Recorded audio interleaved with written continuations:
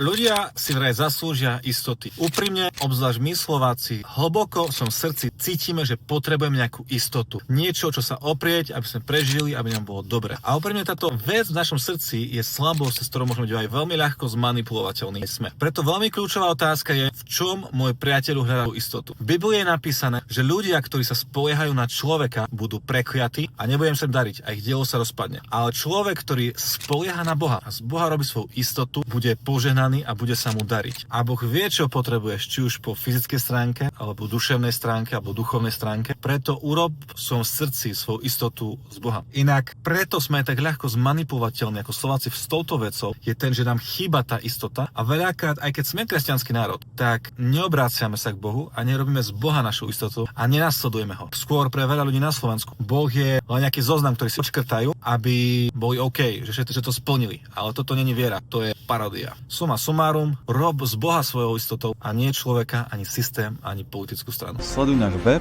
alebo nás podpor odberom na sociálnych sieťach.